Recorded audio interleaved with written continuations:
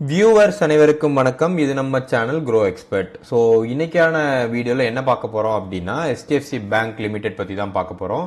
எதுக்கு ஸ்பெசிஃபிக்காக இந்த பேங்க் பற்றி பார்க்க போகிறோம் அப்படின்னா, மார்க்கெட் வந்து கிராஷில் இருக்குது. ஸோ இந்த டைமில் ஒரு நல்ல ஸ்டாக் ஏதாவது ஒன்று நம்ம கன்சிடர் பண்ணோன்னா ஒரு 3-4 இயர்ஸில் நல்லா க்ரோ ஆகும் அப்படின்னு நான் பார்த்து அனலைஸ் பண்ணும்போது இந்த HDFC பேங்க்கோட ஸ்டாக் வந்து என் கண்ணில் பட்டுச்சு. அதை தான் இந்த வீடியோவில் நம்ம பார்க்க போகிறோம். ஸ்பெசிஃபிக்காக நான் ஏன் இதை எடுத்தேன் அப்படின்னா, overall market capital of the private sector பேங்க்கில் HDFC பேங்க் தான் டாப் ஃபஸ்ட்டு.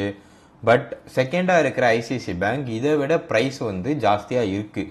ஸோ அதனால் எனக்கு இது ஒரு க்யூரியாசிட்டியில் உள்ளே போய் பார்த்தேன். ஸோ என்ன ரீசன்னால அப்படின்னு பார்த்தா, ரீசெண்டாக நடந்த ஒரு மெர்ஜர் இஷ்யூனால பேங்க்கோட வேல்யூ வந்து ட்ராப் ஆகிருக்கு.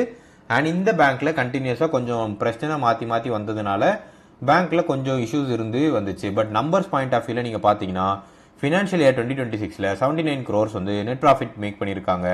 டோட்டல் அசெட்டா 49 lakh crores வச்சிருக்காங்க. Very big.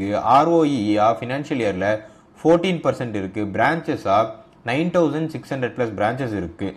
ஸோ ரெவென்யூ வந்து 3.49 lakh crore வந்து இன்க்ரீஸ் ஆயிருக்கு இயர் ஆன் இயர். நெட் ப்ராஃபிட்டா 79,000. EPS ஃபினான்ஷியல் இயர் பொறுத்த வரைக்கும் 49.39%, 7% இயர் ஆன் இயர் வந்து இன்க்ரீஸ் ஆயிருக்கு. ROE மட்டும் 17%லேருந்து 14% ட்ராப் ஆயிருக்கு. டெபாசிட் க்ரோத் வந்து 14.4% growth, loan growth 12.1, accelerating. So overall இந்த பேங்க்குக்கு எல்லாமே கொஞ்சம் positive in terms of number இருக்கு.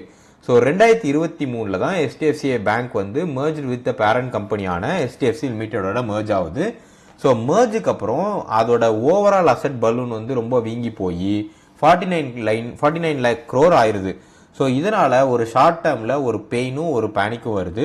ஒரு கம்ப்ரெஷன் நடக்குது NIMல. ஸோ எல்லா டெபாசிட்டையுமே ரீபில்ட் பண்ணணுங்கிற ப்ரெஷர் வந்துருச்சு.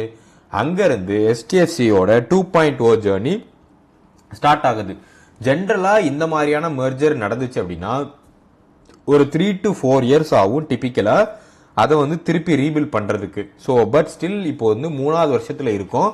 எல்லா நம்பர்ஸுமே பாசிட்டிவாக நோக்கி வந்துட்டு இருக்கு. ரைட் டைமில் வி ஆர் கன்சிடரிங். ஸோ என்ன ஒர்க் ஆச்சு ஆஃப்டர் மர்ஜிங், என்ன ஒர்க் ஆகலை, ஸ்டில் இன் ப்ராக்ரஸில் இருக்குங்கிறத பார்த்துடலாம். டெபாசிட் ஃப்ரான்ச்சைஸ் வந்து இயர் ஆன் இயர் இன்க்ரீஸ் ஆகிட்டு இருக்கு 14.4%. ஸோ இது ரொம்பவே அருமையாக இருக்குது. அசட் குவாலிட்டி வந்து best in class. GNPA, so GNPAங்கிறது வந்து கிராஸ் நான் ப்ராஃபிட் அசட். இது வந்து வெறும் 1.15% தான் இருக்குது மார்ச் 2026க்கான ரிசல்ட்ஸ் படி. கேபிட்டல் பொசிஷனிங் பொறுத்த வரைக்கும் ரேஷியோ 19.6 to 20% தான் இருக்கு.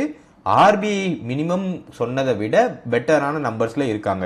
ப்ராஃபிட் க்ரோத் வந்து ஸ்டெடியா இருக்கு. 21% வந்து ப்ராஃபிட் க்ரோத் வந்து ஸ்டெடியா பண்ணிட்டு இருக்காங்க. என்ன இன்னும் இன் ப்ராக்ரஸ்ல இருக்குன்னா, NIM நெட் இன்ட்ரெஸ்ட் மார்ஜின் பொறுத்த வரைக்கும் 4.1% வந்து ஃபால் ஆயிடுச்சு டு 3.38%ல இப்போ கரண்டா இருக்கு. HDFC இதுக்கு பின்னாடி இருக்க ரீசன் பார்த்தீங்கன்னா, HDFC லிமிடெட் வந்து எக்ஸ்பென்சிவான ஹோம் லோன் வந்து இருந்துச்சு. இது வந்து சீப்பரான டெபாசிட் வச்சு நம்ம ரீப்ளேஸ் பண்ண ட்ரை பண்ணுறோம். இது நார்மலைஸ் ஆகிறதுக்கு ஒரு 2 to 3 years ஆகும். லோன் க்ரோத் வந்து பியர்ஸை கம்பேர் பண்ணும்போது லேகிங்கில் தான் இருக்காங்க. உதாரணத்துக்கு ICICI பேங்க் வந்து loan growth 15 to 16%, whereas HDFC bank வந்து 12.1%. நல்ல நம்பர்ஸ் தான், பட் பியர்ஸை விட கொஞ்சம் கம்மியாக இருக்குது. காசா ரேஷியோ வந்து கம்ப்ரஸ் ஆயிருக்கு, டவுன் பை 42.5%. ப்ரீ மர்ஜர்ல இருந்து 34.1% கிட்ட போயிருச்சு. ROE வந்து டிக்ளைன் ஆயிடுச்சு. ஏன்னா 20%லேருந்து 14% இயர் ஆன் இயர் ஆயிடுச்சு. ஏன்னா இது வந்து ரொம்ப இப்போ பெரிய நம்பர்ஸ்க்கு அகேன்ஸ்டா கம்பீட் பண்றதுனால ரீசன் மட்டுமே. ஸோ ஃபினான்ஷியல்ஸ் நான் எடுத்து பார்த்தேன். ஓவரால் ரெவன்யூ பொறுத்த வரைக்கும் இயர் ஆன் இயர் இன்க்ரீஸ் ஆகிட்டே இருக்கு. Net profit year on year increase ஆயிருக்கு. EPS year on year increase ஆயிருக்கு. ஃபைனான்சிங் ப்ராஃபிட் மட்டும் நீங்க பாத்தீங்க அப்படின்னா 2023க்கு அப்புறம் நெகட்டிவ்ல இருக்கும். ஸோ இது நெகட்டிவ்ல இருக்கிறத பார்த்துட்டு நிறைய பேர் இது லாஸ்ன்னு நினைக்கிறீங்க. இது லாஸ் கிடையாது. ஃபினான்ஷியல் ப்ராஃபிட்டுங்கிறது வந்து இன்ட்ரெஸ்ட் காஸ்ட் வந்து HDFCயோட லெகசியோட எக்ஸ்பென்சிவான ஹோம் லோன்ஸ் இருக்குன்னு சொல்லியிருந்தேன்ல, அதில் இன்ட்ரெஸ்ட் காஸ்ட் வந்து நிறைய ஸ்பெண்ட் ஆகுது தவிர ஆசெட்ஸ் வந்து இவங்களுக்கு வந்து லாசஸ் எதுவுமே இல்லை. அதர் இன்கமா, ஃபீ இன்கம், ட்ரெஷரி, இன்சூரன்ஸ் இந்த மாதிரி நிறைய இருக்கு. அது எல்லாமே சர்ஜ் ஆகி 1.47 lakh crore மட்டுமே ஃபினான்ஷியல் இயர் 2026ல இருக்கு. ஸோ ஓவரால் எல்லா நம்பர்ஸுமே ரைட் ஃப்ரம் P&L, பேலன்ஸ் ஷீட்ஸுமே ஆல்மோஸ்ட் எடுத்து பார்த்துட்டேன். நல்ல லிக்விடிட்டி வச்சிருக்காங்க. சிறப்பான நம்பர்ஸ் தான் இருக்கு.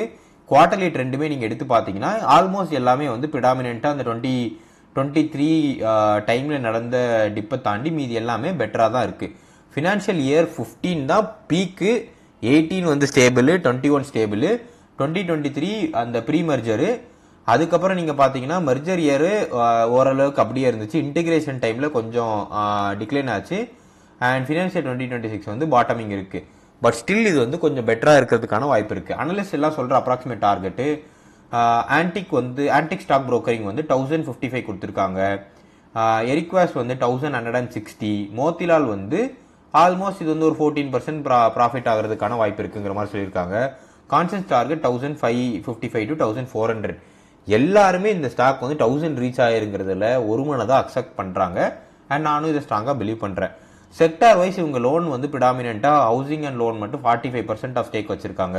எஸ்எம்இ மிட் கேப் மார்க்கெட்டில் 14%, ஹை க்ரோத் மார்க்கெட்டில் கார்பரேட் அண்ட் ஹோல்சேல் லோன்ஸ் வந்து 25%, அன்செக்யூர்ட் லோன்ஸாக அவங்க கொடுத்தது வந்து 10 to 12%. இதுதான் நம்ம வாட்ச் பண்ண வேண்டிய நம்பர்ஸ். ஏன்னா இது வந்து ஒரு மாதிரியான டபுள் ஸ்வாடு. காசு வரலன்னா நாமும் போட்டுருவாங்க. ஓவர்சீஸ் லோன் பொறுத்த வரைக்கும் 1.65%. அண்ட் HDFC பேங்க் வந்து ஃபினான்ஷியல் இயர் 2027 நல்ல ப்ராஃபிட் பண்ணுவோம் அப்படிங்கிற மாதிரி ஒரு அனௌன்ஸ்மெண்ட் கொடுத்துருக்காங்க. ஓவரால் எது மூலமாக வரும் நீங்கள் பார்த்தீங்கன்னா electronics manufacturing, food processing, auto, renewable energy, semiconductors, SME lending இது மூலமாக. ஸோ பியரோட நீங்கள் கம்பேர் பண்ணீங்க அப்படின்னா HDFC லோன் க்ரோத் பொறுத்த வரைக்கும் 12%, ICICI வந்து 15 to 16%, HDFC NMIல 3.38%, ICICI 4.3%.